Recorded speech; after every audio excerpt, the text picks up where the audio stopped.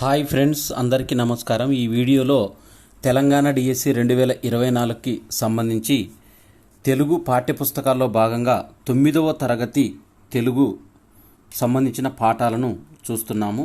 దీనిలో మొదటి పాఠ్యాంశము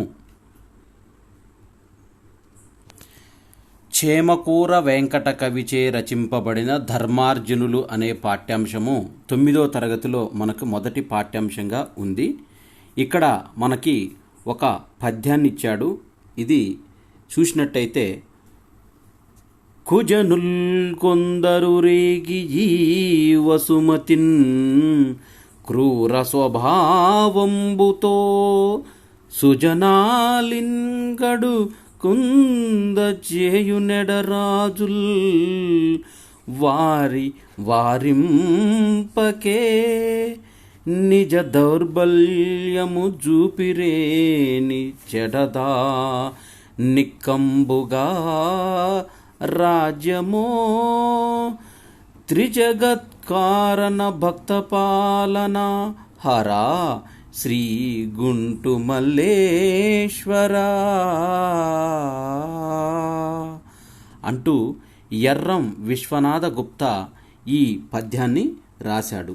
దీంట్లో సజ్జనుల బాధలను నివారించేవారు రాజులు అని, దుర్మార్గులు విజృంభించిన క్రూర స్వభావంతో సత్పురుషులను బాధించేటప్పుడు రాజులు దుర్మార్గులను దండించాలని, చెడ్డవారు క్రూర స్వభావంతో విజృంభించిన మంచివారిని బాధిస్తున్నప్పుడు రాజులు చెడ్డవారిని దండించాలి, అంతేగాని తమ బలహీనతను వెల్లడించరాదు. అలా చేస్తే ఆ రాజుల రాజ్యము చెడిపోతుందని ఈ పద్యం యొక్క భావాన్ని ఎర్రం విశ్వనాథ గుప్తా వివరించాడు. అదేవిధంగా ఇప్పుడు పాఠ్యభాగ నేపథ్యము, పాఠం యొక్క నేపథ్యము, ఉద్దేశాన్ని చూద్దాము. మహాభారతంలో పాండవులు 5 పాండవులకు ధర్మపత్నిగా ద్రౌపదీదేవి ఉన్నప్పుడు, వీరిలో ఒకరి వద్ద ద్రౌపదీదేవి ఉన్నప్పుడు వారి భవనం వైపు మిగిలిన నలుగురు వెళ్ళకూడదు. అలా ఎవరైనా దారి తప్పి వెళ్ళినట్లయితే వారు 1 సంవత్సరం పాటు వనవాసాలకి వెళ్ళి తీర్థయాత్రలు చేయాల్సి ఉంటుంది, దేశ పర్యటనలు చేసి రావాల్సి ఉంటుంది. ఒకసారి యుద్ధానికి సంబంధించిన వస్తువులు తీసుకొని రావడానికని తన అన్నగారైన ధర్మరాజు ఉన్న భవంతి వైపుకు ఈ అర్జునుడు వెళ్ళగా వీరు నియమావళిని అతిక్రమించిన కారణంగా ఈ అర్జునుడు తీర్థయాత్రలు అనేవి చేయాల్సి వస్తుంది. దీనికి సంబంధించిన తీర్థయాత్రలకు సంబంధించిన వివరాలు, ఎవరెవరిని పెళ్లి చేసుకున్నది ఆ టైంలో మొదలైన వివరాలను చూశారు. దీంట్లో ఈ పాఠంలో పాండవుల నియమావళిని అనుసరించి అర్జునుడు తీర్థయాత్రలు చేస్తాడు. ఈ క్రమంలో సక్రమ రాజ్య పాలనకు కావలసిన అంగబలాన్ని సాధిస్తాడు. రాజ్య విస్తరణకు అవసరమైన పరాక్రమ ప్రదర్శన చేస్తాడు. ఉలూచి, చిత్రాంగద, సుభద్రలను పెళ్లి చేసుకుంటాడు. ఈ కథను ఆధారంగా చేసుకొని వర్ణనలతో పెంచి విజయ విలాసం అనే ప్రబంధాన్ని చేమకూర వెంకట కవి రచించాడు. మనకు ప్రబంధం అనగానే వర్ణనలతో కూడుకొని ఉంటుంది, 18 వర్ణనలు కూడుకొని ఉంటుంది. కావ్యారంభంలో ఇంద్రప్రస్థపుర వర్ణనలో భాగంగా దానికి రాజైన ధర్మరాజు అతని సోదరుల గుణగణాలను గురించి తెలిపాడు. కోరిన కోరికలు తీర్చడంలో, శత్రువులను జయించడంలోనూ పాండవులు పేరుగాంచారు. అన్నదమ్ముల అనుబంధము, ప్రేమ, స్నేహభావం, సహనశీలత వంటి మంచి లక్షణాలను, ముఖ్యంగా ధర్మరాజు ఆజ్ఞా పరిపాలనా వ్రతాన్ని, అర్జునుని పౌరుష సత్వ స్వభావాలను, ప్రతి మానవుడు అలవర్చుకోవలసిన మంచి లక్షణాలను ప్రబోధించటము ఈ పాఠ్యభాగం యొక్క ఉద్దేశము. పాఠ్యభాగాల్లోకి వెళ్ళినట్టయితే పాఠ్యభాగ వివరాలను చూస్తే మనము ఈ పాఠము ప్రబంధ ప్రక్రియకు చెందింది. ప్రబంధ ప్రక్రియ అంటే ఇతిహాస పురాణాలలో మనకు ఇతిహాసము, పురాణం అంటే మహాభారతము, రామాయణము అనేవి మనకు ఇతిహాసాలకు సంబంధించినవి. రామాయణము తొలి ఇతిహాసం, తర్వాత మహాభారతం రచింపబడింది. ఈ ఇతిహాస పురాణాలలో ఓ చిన్న కథను తీసుకొని వర్ణనలతో చెప్పడమే ప్రబంధము. ప్రబంధము వర్ణనల ప్రధానమైనది. దీనిలో 18 రకాల వర్ణనలు అనేవి ఉంటాయి. ఈ 18 రకాల వర్ణనలను ఒకసారి చూసినట్టయితే అష్టాదశ వర్ణనలు, వీటినే 18 రకాల వర్ణనలు చూసినట్టయితే నగర వర్ణన, సముద్రము వర్ణన, శైలము వర్ణన, ఋతువు యొక్క వర్ణన, చంద్రోదయ వర్ణన, సూర్యోదయ వర్ణన, ఉద్యానవనం యొక్క వర్ణన, సలిల క్రీడ వర్ణన, మధుపానము వర్ణన, రథోత్సవ వర్ణన, విప్రలంబ వర్ణన, వివాహ వర్ణన, కుమారోదయ వర్ణన, మంత్రము వర్ణన, ద్యూతము వర్ణన, ప్రయాణము వర్ణన, యుద్ధము యొక్క వర్ణన, నాయకాభ్యుదయము వర్ణన. ఇవన్నీ కూడా ప్రతాపరుద్రీయంలో అష్టాదశ వర్ణనలకు సంబంధించిన సమాచారాన్ని ఇచ్చారు. మళ్ళొకసారి నగరం వర్ణన, సముద్రపు వర్ణన, శైలము వర్ణన, శైలం అంటే పర్వతం వర్ణన, ఋతువు వర్ణన, చంద్రోదయము, సూర్యోదయము, ఉద్యానవనం, సలిల క్రీడ, సలిల క్రీడ అంటే జలకాలాడే క్రీడ గురించి వర్ణన, మధుపానము, రథోత్సవము, విప్రలంబ, వివాహము, కుమారోదయం, మంత్రము, ద్యూతము, ప్రయాణము, యుద్ధము, నాయకాభ్యుదయము అనే అష్టాదశ వర్ణనలు మనకు ప్రతాపరుద్రీయం అనే దాంట్లో ఈ అష్టాదశ వర్ణనలు అనేవి కనపడతాయి. ఈ విధంగా ప్రబంధం అనగానే మనకు 18 రకాల వర్ణనలు అనేవి ఉంటాయి. ఈ పాఠ్యభాగము ప్రతిపద్య చమత్కారచనుడు అయిన చేమకూర వెంకట కవి, ఇతని బిరుదు ప్రతిపద్య చమత్కారచనుడు, చేమకూర వెంకట కవి రచించిన విజయ విలాసం ప్రబంధంలో ప్రథమాశ్వాసంలోనిది. విజయ విలాసంలోని ప్రథమాశ్వాసం నుంచి గ్రహించబడింది ధర్మార్జునులు అనే పాఠ్యభాగం.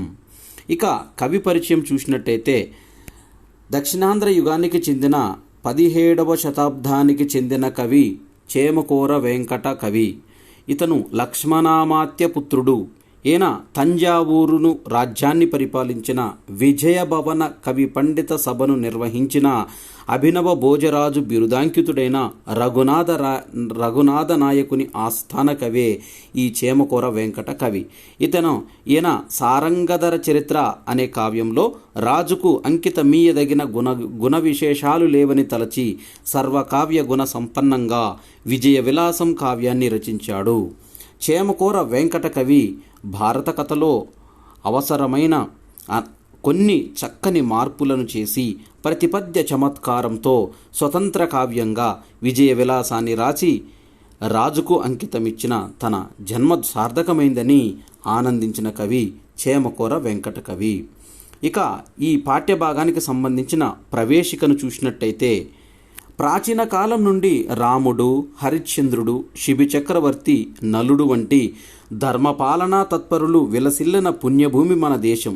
వారు పాటించిన ప్రజారంజక విధానాలే అనంతర కాలానికి ఆదర్శాలైనాయి. మహాభారత కాలంలో భీష్ముడు, విదురుడు ధర్మరాజుకు స్ఫూర్తినిచ్చారు.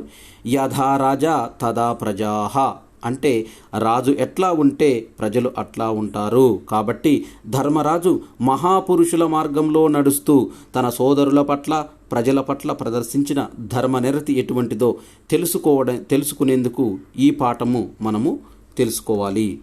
దీంట్లో మనం చూసినట్టయితే మొట్టమొదటగా ఉత్పలమాల పద్యం అనేది మనకు ఇవ్వడమైంది. ఈ ఉత్పలమాల పద్యంలో చూసినట్టయితే భరణభ భరవ అనే గణాలు ఉంటాయి.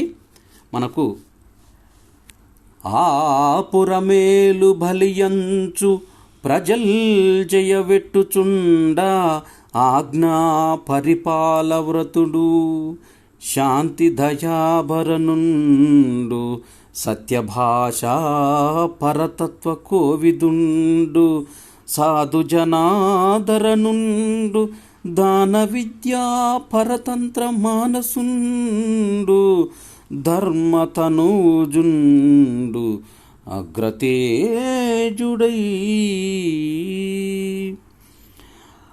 ఆజ్ఞ తాను చేసిన ఆజ్ఞ ప్రకారము పరిపాలన తాను కూడా పరిపాలించాలన్న వ్రతుడు, దీక్షావ్రతము కలవాడు, శాంతము, దయ దయ అన్న మహాగుణాలు ఆభరణుండు భూషణాలుగా కలవాడు. సత్యభాష నిజాన్ని చెప్పడంలోని పరతత్వ ఉత్కృష్టాపరమైన స్వరూపాన్ని స్వరస్యాన్ని కోవిదుడైన బాగా తెలుసుకున్నవాడును. సాధుజన మంచివారలను ఆదరణండు ఆదరించి పోషించేవాడును. దాన విద్య దానము చేయడమనే విద్యయందు పరతంత్ర ఆసక్తి గల మానసుండు మనసు కలవాడు అయిన ధర్మతనూజుడు యమధర్మరాజు కుమారుడైన ధర్మరాజు. యమధర్మరాజు ఆశీస్సులతో పుట్టిన ధర్మరాజు ఉదగ్ర మిక్కిలి తీక్షణమైన నిశితమైన తేజుడై పరాక్రమము గలవాడై ప్రజల మేలుబలి అంచున్ మేలుబలి అని అతడిని ప్రశంసిస్తూ జయ జయధ్వనులు పెడుతుండగా చేసేలాగున ఆ పురము ఆ ఇంద్రప్రస్థ పట్టణాన్ని ఏలున్ పాలిస్తూ ఉండేవాడు. యమధర్మరాజు వరపుత్రుడైన ధర్మరాజు తాను ఇచ్చిన ఆజ్ఞల ప్రకారము తాను కూడా ప్రవర్తించాలన్న దీక్షావ్రతం గలవాడు. శాంతము దయ అనే మహాగుణాలచే ఆభరణములు ధరించిన గనవాడు. సత్యభాషణములోని రహస్యాన్ని బాగా తెలుసుకున్నవాడు. మంచి వారలను ఆదరించి పోషించేవాడు. దానం చేయడం అనే విద్యయందు ఆసక్తి గల మనస్సు గలవాడు. అతడు మిక్కిలి తీక్షణమైన పరాక్రమం కలవాడై ప్రజారంజకుడుగా రాజ్యపాలన చేస్తుండేవాడు. అటువంటి ధర్మరాజు ప్రజలు మేలుబలి అని జయ ధ్వనులు చేసేటట్లుగా ఆ ఇంద్రప్రస్థ పట్టణాన్ని పరిపాలిస్తున్నాడు. తర్వాత సీసపద్యము అనేది ఇచ్చాడు మనకు. ఇక్కడ ఇచ్చిన సీసపద్యం మనం ఒకసారి చూసినట్టయితే దీంట్లో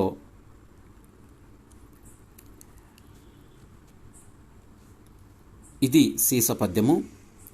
అవలంబోయిన వెంకనాడు టెన్నండు లేదు, మొగము ముందర నంట మొదలలేదు, మనవి చెప్పినన్ చేయకునని మనవి చెప్పినన్ చేయకునికి ఎన్నడు లేదు, కొదవగా నడుపుట మొదలలేదు, చనవిచ్చి చౌక చేసినది ఎన్నండు లేదు, పదరి హెచ్చించుట మొదలలేదు, మెచ్చిన చోన్ కొంచెం మిచ్చుటన్నడు లేదు, మొకమిచ్చి కపు మెచ్చు మెదలలేదు.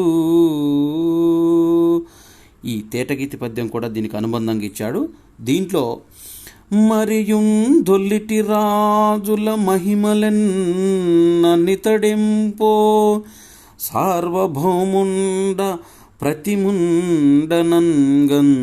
ప్రజలం పాలించి సకల దిగ్భాసమాన కీర్తి విసరుండు పాండవాగ్రేసరుండు.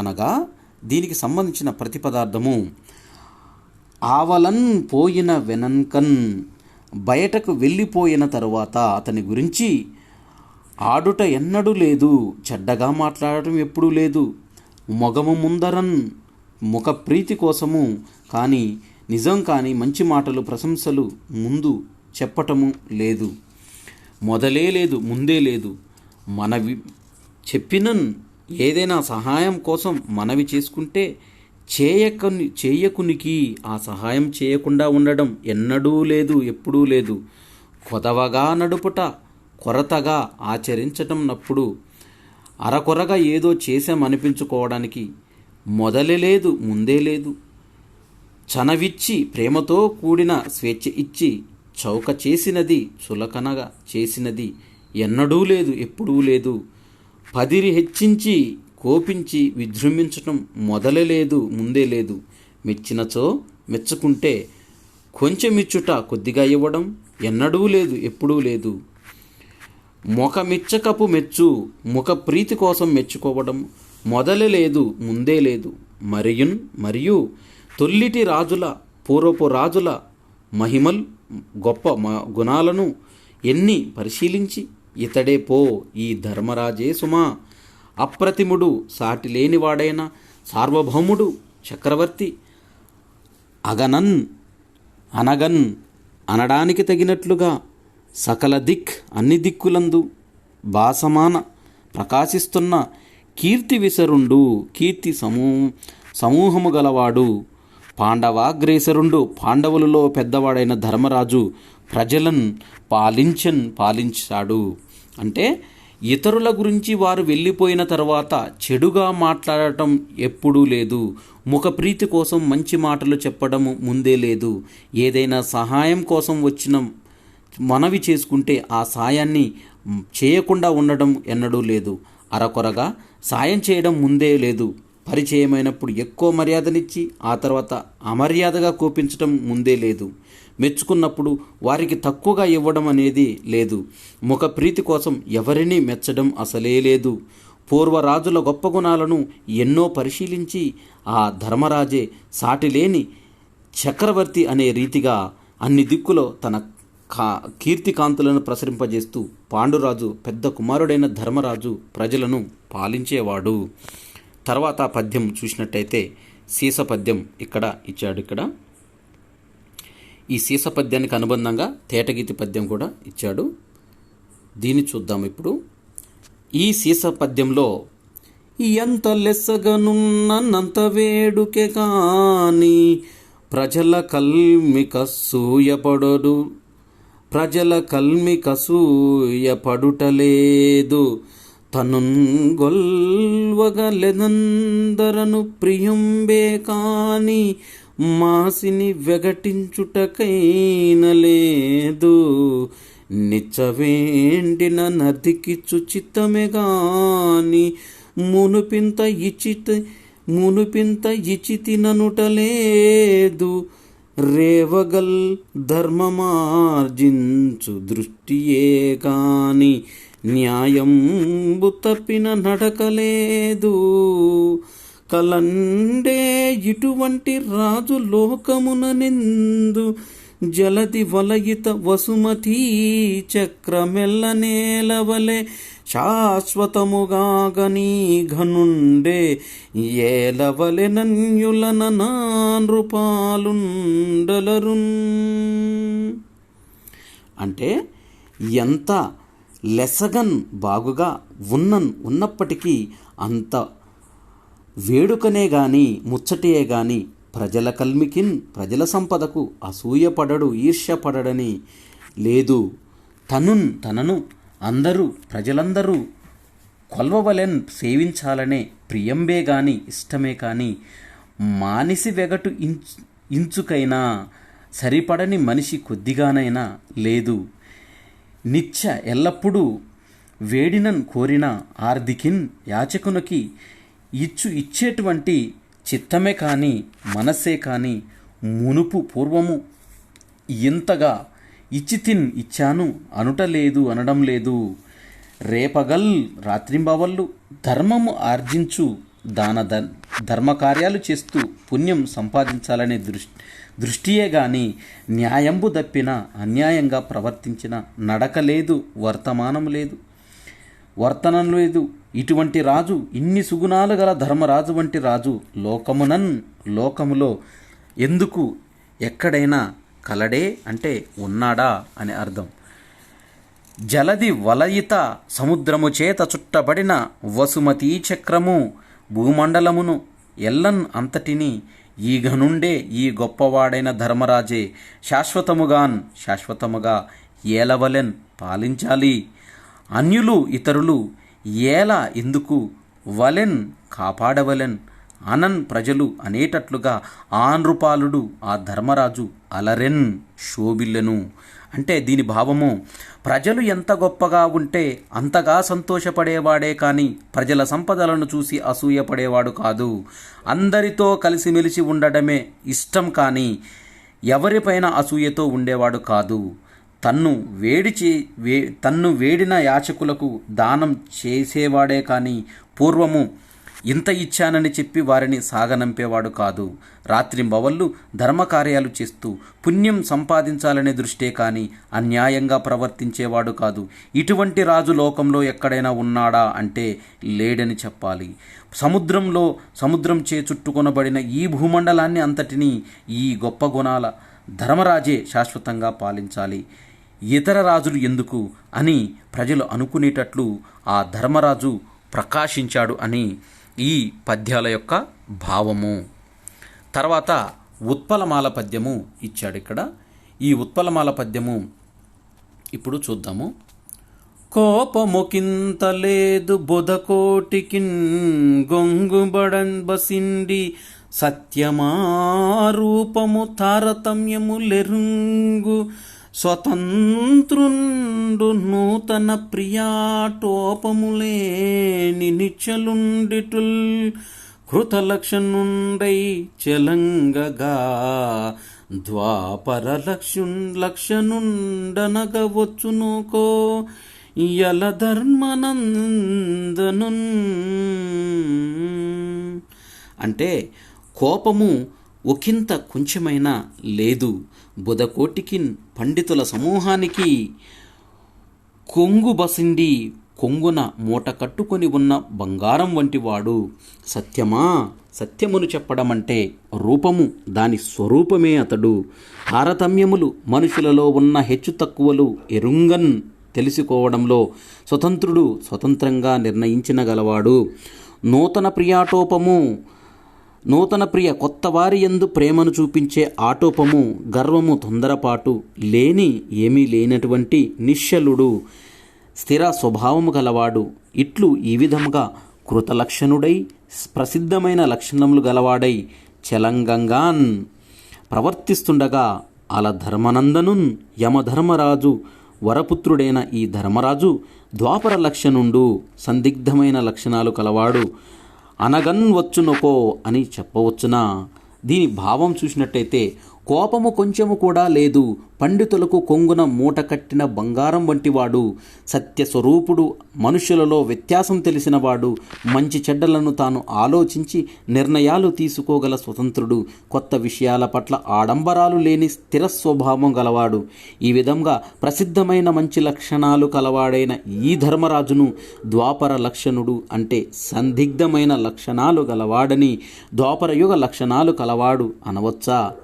అంటే అనకూడదని, కృతలక్షణుడు అనగా కృతయుగ లక్షణాలు కలవాడని అనాలి అంటూ ఈ పద్యము యొక్క భావము. తర్వాత కంద పద్యము ఉన్నది. ఈ కంద పద్యం చూద్దాం ఇప్పుడు. దుర్జయ విమతాహంకృతి మార్జన యాచనక దైన్యమర్ధన చనధో కర్జుల గలరతనికి భీమార్జున నకుల సహదేవులన్ నను జన్ముల్ అనగా దోఖర్జుల్ దుర్జయ జయించ శక్యము కాదని ప్రసిద్ధి పొందిన విమత శత్రురాజుల అహంకృతి గర్వాన్ని మార్జన తుడిచివేయడానికి నీ యాచకుల యొక్క దైన్య దీనత్వాన్ని మర్దన నిర్మూలించడానికి నీ చన నేర్పు కలిగిన దోఖర్జులు బాహువులు కలిగిన భీమార్జున నకుల సహదేవులు, భీముడు, అర్జునుడు, నకులుడు, సహదేవుడు అనే అనుజన్ముల్ తమ్ముళ్ళు అతనికి ఆ ధర్మరాజుకు కలరు అంటే ఉన్నారు. ఈ పద్యభావం ఆ ధర్మరాజుకు భీమార్జున నకుల సహదేవులు అనే తమ్ముళ్ళున్నారు. వారు ఓటమిని ఎరుగని వారిగా పేరు పొందిన శత్రువులను అయినా ఓడించడానికి, యాచకుల దీనత్వాన్ని పోగొట్టడానికి ఎల్లప్పుడూ ఉత్సాహం కలిగి ఉండేవారు. వీరు నలుగురు సోదరులుగా ప్రసిద్ధమైన భుజబలం కలిగిన వారు అని ఈ కందపద్యం యొక్క భావము. తర్వాత మరొక కందపద్యం ఉంది ఇక్కడ. ఈ కందపద్యాన్ని కూడా చూద్దాము. ఈ పద్యం పంచామర తరులో హరి పంచాయుధములు గిరీషు పంచాస్యములో యంచు సకల జనంబులు నెంచన్ పాండవులు వెలసి రేవురు ఘనులై. అంటే పాండవులు ఏవురు 5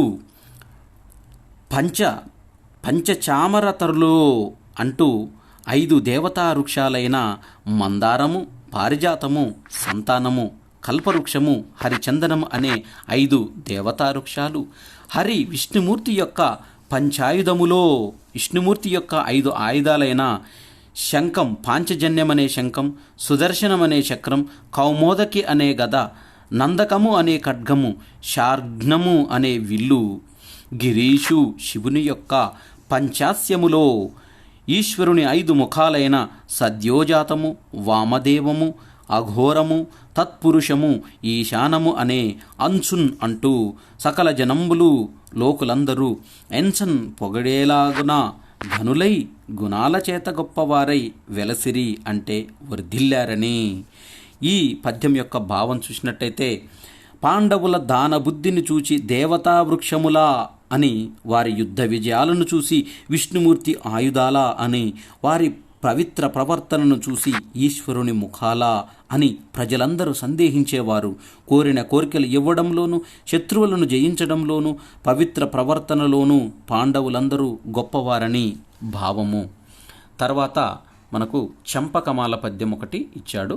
ఇక్కడ ఈ చంపకమాల పద్యం చూసినట్టయితే వరిమయ భక్తియున్ నెనరు నోర్పు గనంబడన్ బెద్ద పిన్నయం తరువులెరింగి మాట జవదాంటకే చెయుల వేరులేక యొండొరుల మనమ్ములో మెలంగుచుండిరి పాండు కుమారులెంత నేర్పరు లిలనన్నదమ్ముల సరాగము వారలదేసుమీయనన్.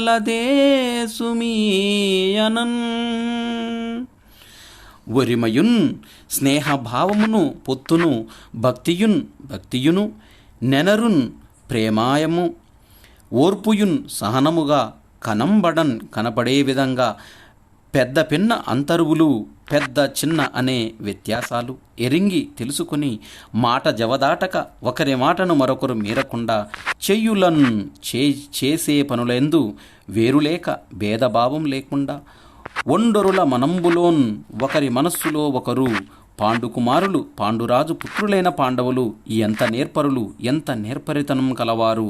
ఇలన్ ఈ లోకంలో అన్నదమ్ముల సరాగము, అన్నదమ్ముల పరస్పర ప్రేమ, వారలదేసుమి వారిదేసుమా అనన్ అని ప్రశంసింపబడే విధంగా మెలుగుచుండిరి ప్రవర్తిస్తున్నారు. ఈ పద్య భావం చూసినట్టయితే స్నేహము, భక్తి, సహనము కలిగి చిన్న పెద్ద అని తేడాలు చూసుకుండా ఒకరు పాటిస్తూ అందరూ ఒకే మనస్సుతో పనులు చేస్తూ అన్యోన్య ప్రేమతో పాండుకుమారులు ప్రవర్తించేవారు. వారిని చూసి ప్రజలు అన్నదమ్ముల ఒద్దిక పరస్పర ప్రేమ అంటే వారిదే అని పొగిడేవారు. ఇక తర్వాత పద్యము 8వ పద్యం చూసినట్టయితే ఇది ఉత్పలమాల పద్యము. ఈ ఉత్పలమాల పద్యాన్ని చూసినట్టయితే అన్నదమ్ముల పట్ల దమ్ముల ఎడాటమునన్ సముండంచు నిన్నంగా నిన్నిక గన్నమేటి ఎదురెక్కడలేక నృపాల కోటిలో వన్యయు వాసియును గల్గి వర్తిలు పౌరుషశాలి సాత్వికుల్ దన్నుతింపంగాందనరు ధార్మికుండర్జునుండొప్పునెంతయున్. అనగా తమ్ముల అన్నల పట్లన్ అన్నల ఎడలు, తమ్ముల ఎడాటమున్ తమ్ముల విషయములను సముడు సమానమైన భావాలు కలవాడు అంచున్ ఎన్నగాన్ ప్రజలు అనుకునే విధంగా ఎన్నిక కన్న మేటి పేరు పొందిన ఘనుడు నృపాలకోటికిన్ రాజుల సమూహములో ఎదిరించి నిల్వగలవాడు ఎక్కడనూ లేక వన్నెయున్ ప్రసిద్ధిని వాసియున్ గొప్పతనమును కలిగియుండి వర్ధిలు ప్రవర్తించే పౌరుషశాలి పరాక్రమవంతుడు సాత్వికుల్ సత్వగుణం గలవారు తనను నుతింపగాన్ ప్రశంసించే విధంగా తనరు ఉండే ధార్మికుడు ధర్మ ప్రవర్తన గలవాడును అయినా అర్జునుడు ఎంతయున్ మిక్కిలి ఒప్పున్ చాలా ఘనతతో ఉన్నాడు. ఈ పద్యం యొక్క భావం చూసినట్టయితే అన్నల పట్ల తమ్ముల పట్ల సమబుద్ధితో మెలుగుతూ ఉంటాడని పేరు పొందిన ఘనుడు రాజులందరిలోనూ ఎదురులేని వాడిగా ప్రసిద్ధిని గొప్పతనమును కలిగి ప్రవర్తించే పరాక్రమవంతుడను సాత్వికులు కూడా ప్రశంసించే విధంగా అర్జునుడు ధర్మ ప్రవర్తన కలిగి ఉండేవాడని ఈ 8వ పద్యానికి సంబంధించిన భావము. తర్వాత చంపకమాల పద్యము. మనకు చంపకమాల పద్యం ఇచ్చాడు. దీంట్లో నజభజ జజర అనే గణాలుంటాయి. అతని నుతింప శక్యమే జయంతుని తమ్ముడు సోయగమునన్ బతగ కులాధిపధ్వజుని ప్రాణసకుండు కృపారసమునన్ క్షితిధర కన్యకాధిపతికిన్ బ్రతిచోదు సమిజ్జయమునందతని కథండె సాటి చతురబ్ది పరీత మహీతలమునన్.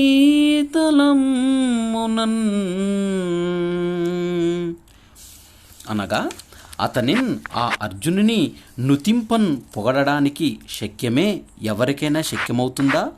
సోయగమ్మునన్ అందములో జయంతుని తమ్ముడు, సౌందర్యానికి ప్రసిద్ధి పొందిన ఇంద్రుని పుత్రుడు జయంతుడి వంటి వాడు, కృపారసమ్మునన్ దయారసములో పగత కుల పక్షుల జాతి యొక్క అధిప ప్రభువైన గరుత్మంతుని యొక్క ధ్వజుని జెండాగల గరుధ్వజుడైన విష్ణుమూర్తికి జెండా కలిగిన ప్రాణసకుండు ప్రాణస్నేహితుడు సమిత్ యుద్ధమందులందరి జయమునన్ విజయాలలో శితిధర పర్వతము యొక్క కన్యక కూతురైన పార్వతి యొక్క అధిపతికిన్ భర్త అయిన ఈశ్వరుడికి ప్రతిజోదు ఇపోటి చతురబ్ధి 4 సముద్రములయ చేత పరీత చుట్టుకొనబడిన మహీతలమ్మునన్ భూమండలమందు అతనికి అతడే సాటి సమానుడని అర్థము.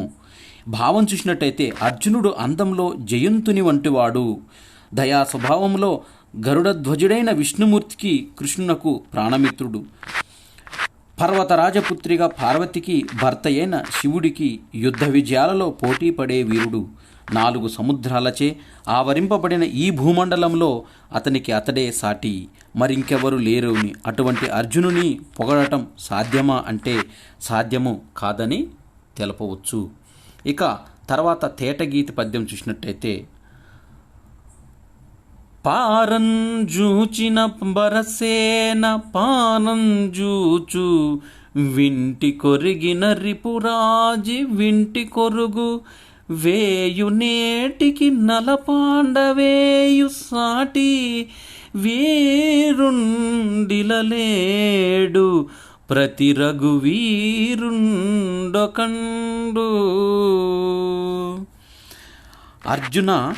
అర్జునుడు పారజూచినన్ తేరిపారజూచినంత మాత్రంన చేతనే పరసేన శత్రు సైన్యము పారజూచున్ పారిపోవడానికి ప్రయత్నిస్తుంది, వింటికిన్ విల్లి ఎత్తి పట్టుకోవడానికి ఒరిగినన్ వంగినంత మాత్రము చేతనే రిపురాజి శత్రువుల సమూహం వింటికిన్ ఆకాశానికి ఒరగున్ అభిముఖమై వెడుతుంది.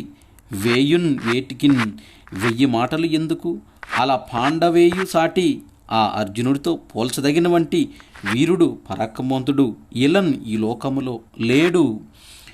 ప్రతి అతనికి సాటి అయిన వాడు రఘువీరుడు రామచంద్రుడు ఒక్కడే అని దీని ప్రతిపదార్థము. దీని భావం చూసినట్టయితే అర్జునుడు తేరిపార చూస్తే చాలు శత్రు సైన్యం పారిపోవడానికి సిద్ధమవుతుంది, అతడు విల్లు ఎత్తి పట్టుకోవడానికి వంగితే చాలు శత్రు సమూహం వీరస్వర్గం దారి పడుతుంది.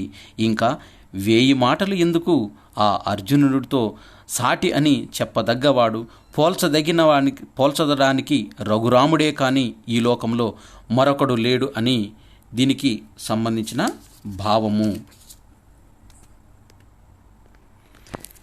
ఇది ధర్మార్జునులు అనే పాఠ్యభాగానికి సంబంధించిన సమాచారం. ఇప్పుడు ఈ పాఠంలో మనకు పాఠ్యభాగ అంశాలు కొన్ని ఇచ్చారు. ఇక్కడ ఇవి చేయండి, అవగాహన, ప్రతిస్పందన, ఇవన్నీ విద్యార్థి కృత్యాలు. ఇవి దీంట్లో మనకి ఎగ్జామ్ పాయింట్ ఆఫ్ వ్యూలో ఉపయోగపడేది భాషాంశాలు కాబట్టి ఇప్పుడు భాషాంశాల్లోని పదజాలాన్ని చూద్దాము.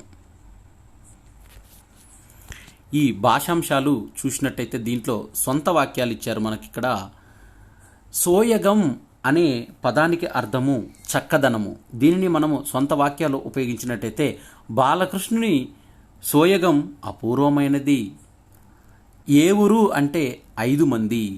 మా అన్నదమ్ములు ఏ ఊరు కలిసి పొరుగురు వెళ్ళాము.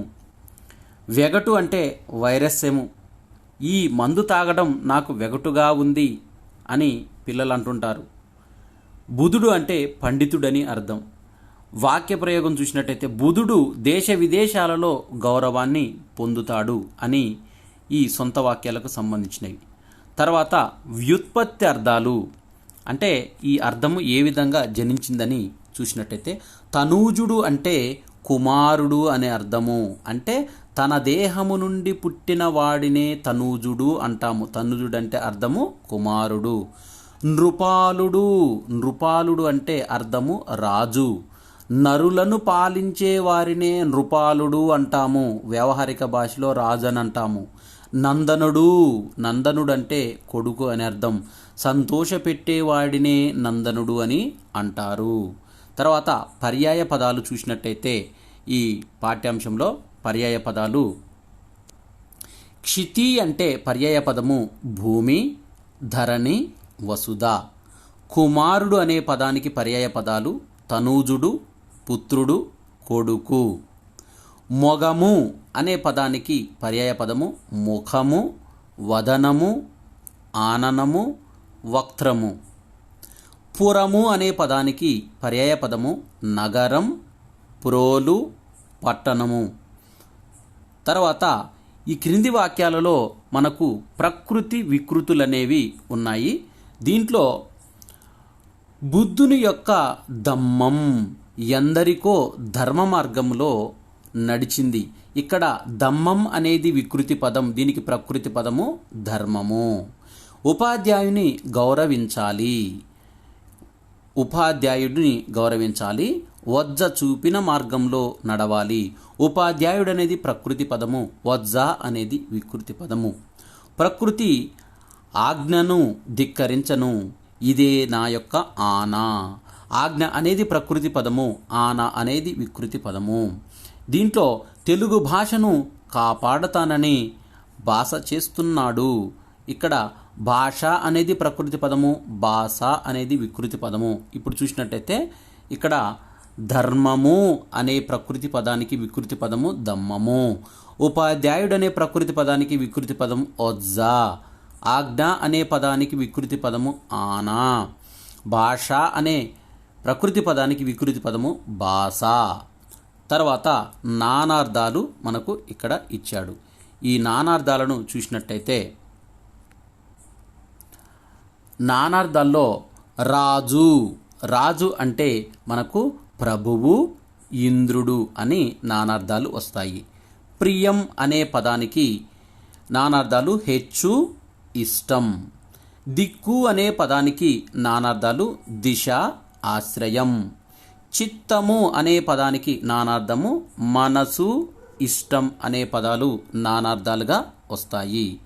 ఇక వ్యాకరణాంశాలు అనేవి దీంట్లో మనకు ఇచ్చారు. ఈ వ్యాకరణాంశంలో కర్మధారాయ సమాసం గురించి ఇక్కడ మనకు పాఠ్యాంశంలో ఇచ్చారు. ఇక్కడ పాఠ్యాంశం చూసినట్టయితే కర్మధారయ సమాసం ఉదగ్ర తేజం, ఉదగ్రమైన తేజం. తొల్లిటి రాజులు, తొల్లిటి వారలైన రాజులు. ఈ వాక్యాలను మనం పరిశీలించినట్టయితే ఈ సమాస పదంలో పూర్వపదాలు అయిన వరుసగా ఉన్న పూర్వపదాలను చూసినట్టయితే ఉదగ్ర, తొల్లిటి అనే పదాలు ఉన్నాయి. ఇవి విశేషణాలు, అడ్జెక్టివ్స్. విశేషణాలు అనగా గుణాలను తెలిపేవి. ఇవి విశేషణాలు. అయితే ఇవి ఉత్తర పదాలుగా ఉన్నాయి. అంటే విశేషణ పదాలు ఉత్తర పదాలుగా ఉండి తేజం, రాజులు అనేవి నామవాచకాలు. వీటిని విశేష్యాలు అంటారు.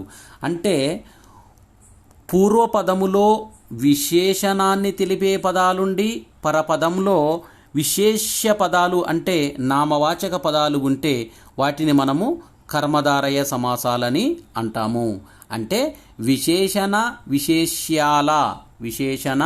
విశేష్యాలతో నామవాచకాలతో ఏర్పడిన పదాలు. ఇట్లాంటి వాటిని మనము కర్మధారయ సమాసాలని అంటాము. అంటే ఈ సమాసము కర్మధారయ సమాసం. అంటే దీంట్లో పూర్వపదములో విశేషణం ఉంటే ఇది పూర్వపద కర్మధారయ సమాసమని, పరపదంలో విశేషణం ఉంటే పరపద కర్మధారయ సమాసం అని అంటాము. విశేషణము పూర్వపదంలో ఉంటే దీంట్లో విశేషణ పూర్వపద కర్మధారయ సమాసం అంటాము. ఇదే రెండు పదాలలో విశేషణము ఉత్తర పదంలో ఉంటే విశేషణ ఉత్తర పద కర్మధారయ సమాసం అని అంటాము. ఇక్కడ చూసినట్టయితే మనకు విశేషణము పూర్వపదంగా ఉండి ఉత్తర పదము విశేషణమేమో పూర్వపదంగా ఉండాలి. ఉత్తర పదంలో ఏముండాలి? నామవాచకం ఉండాలి. అంటే పూర్వపదంలో విశేషణము, పరపదంలో లేదా ఉత్తర పదంలో నామవాచకం ఉంటే దానిని, ఇప్పుడు విశేషం అనేది పూర్వపదంలో ఉంది కాబట్టి ఇది ఏ కర్మధారయ సమాసము? విశేషణ పూర్వపద కర్మధారయ సమాసము అని గుర్తించాలి. ఈ క్రింది సమాసాలకు మనం విగ్రహ వాక్యాలు చూసినట్టయితే ఇక్కడ సకల జనములు అంటే సకలమైన జనములు. ఇక్కడ జనములు అనేది మనం చూసినట్టయితే ఇది నామవాచకము, సకల అనేది విశేషణము. అంటే విశేషణము పూర్వపదంలో కలిగి ఉంది కాబట్టి ఇది విశేషణ పూర్వపద కర్మధారయ సమాసము. అర్జునుడు అనేది నామవాచకం విశేష్యము. ఈ నామవాచకం కంటే ముందు ధార్మికుడు అని ఉంది. ధార్మికుడు విశేషణం కాబట్టి విశేషణ పూర్వపద కర్మధారయ సమాసము. తర్వాత సేన అంటే నామవాచకము కాబట్టి విశేష్యము. పర అనేది విశేషణం అవుతుంది. విశేషణం ఇక్కడ పూర్వపదంలో ఉంది కాబట్టి ఇది విశేషణ పూర్వపద కర్మధారయ సమాసము. ఇక్కడ ఈ కింది పదాలను మనం చూసినట్టయితే కుర్రలు అంటే కుర్రలైన తమ్ములు, కార్మిక వృద్ధులైన కార్మికులు. దీంట్లో విశేషణము ఉత్తర పదంగా ఉన్నది. అంటే చూసినట్టయితే విశేషణము ఉత్తర పదంగా ఉంటే దాన్ని కర్మధారయ సమాసము విశేషణ ఉత్తర పద కర్మధారయ సమాసం అని అంటాము. విశేషణ పదాలైన కుర్రలు, వృద్ధులు అనేవి ఉత్తర పదాలుగా ఉన్నాయి. తమ్ములు, కార్మికులు, సోదరులు అనే నామవాచకాలు పూర్వపదాలుగా ఉన్నాయి కాబట్టి ఇది విశేషణ ఉత్తర పద కర్మధారయ సమాసం. అంటే విశేషణం ఉత్తర పదంగా ఉండి నామవాచకము పూర్వపదంగా ఉంటే ఇది విశేషణ ఉత్తర పద కర్మధారయ సమాసం అని అంటాము. ఇక్కడ చూసినట్టయితే పద్మము వంటి పాదమని అర్థము. ఇక్కడ పద్మము అనేది విశేషణము. ఇక్కడ పద్మము అంటే విశేషణ ఉత్తర పద కర్మధారయ సమాసము. పద్మము అనేది పాదం అనేది నామవాచకము, పద్మము వంటి పాదాలు కాబట్టి ఇక్కడ చూసినట్టయితే విశేషణ ఉత్తర పద కర్మధారయ సమాసం. ఇది చారు సంసారం అంటే చారువు అయిన సంసారము విశేషణము ఉత్తర పదంలో.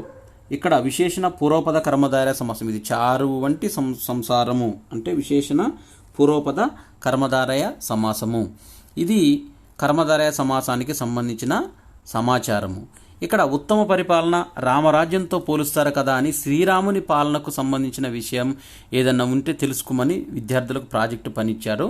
ఇక్కడ సూక్తి చూసినట్టయితే ఇతరులు మన పట్ల ఏ కార్యాలు చేస్తే ఇబ్బందిగా ఉంటుందో అవి ఇతరుల పట్ల మనం చేయకూడదు. ఇదే ధర్మాలన్నింటిలోనూ ఆచరించదగ శ్రేష్టమైన మార్గం అంటూ మహాభారతంలో ఇచ్చిన కొటేషన్. ఇక్కడ మనకు సామెతలు, జాతీయాలు అని ఒక టేబుల్ రూపంలో ఇచ్చారు. చూద్దాం ఇప్పుడు. సామెతలు చూసినట్టయితే అతి రహస్యం బట్టబయలు, నక్క నదిలో కొట్టుకుపోతూ ప్రపంచమంతా మునుగుతుందట అన్నది, మావోనికి 32 గుణాలు మంచియే 2 పాడు తనకు తెలది ఒకడు చెబితే వినడు, చెరువుల పడ్డోని తీసి బావిలో వేసినట్టు అంటే కష్టాలలో ఉన్నాన్ని ఇంకా కష్టాల్లోకి నెట్టడం, చిల్లికి చింతపండు తినట్లు అంటే ఏదన్నా హోల్ పడ్డప్పుడు దానికి చింతపండు పెడితే నిష్ప్రయోజనం, గుమ్మి నిండా గింజలుండాలే గూటాలోలే బిడ్డలుండాలి అంటే పిసినారి వాళ్ళని దృష్టిలో పెట్టుకొని ఇది పదం ఉపయోగిస్తారు. గుట్టకు కట్టెలు మోసినట్లు అంటే ఉన్నవారికి అన్నీ తిరిగి తిరిగి ఇస్తే ఇది ఉపయోగిస్తాము. గాలికి గడ్డపారలు కొట్టుకుపోయినది అంటే అంత తీవ్రమైనది. కట్టకు పుట్టచేటు, చెట్టుకు తొర్రచేటు అంటే ఎప్పటికైనా లాస్ అయ్యే దాని గురించి సందర్భంలో చెప్తారు. ఏనుగు కూసున్న గుర్రమంతెత్తు, ఊరు దూరమైంది కాడు దగ్గరైంది, ఉరికురికి కొట్టిన మూట బారలేదు,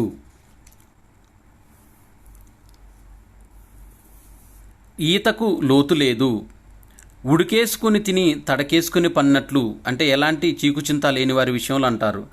అక్క చుట్టమైతే లెక్క చుట్టమా అంటే ఏ లెక్కలు దానికే, కొన్నది బింకెడు కొసిరేది లొట్టెడు అంటే అత్యాశ,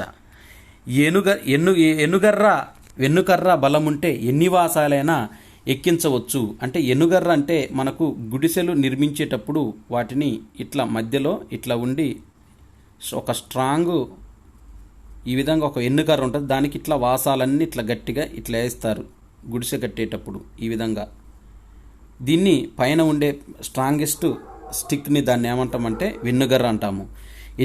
ఎన్నుగర్ర బలం ఉంటే ఎన్ని వాసాలైనా ఎక్కించవచ్చు.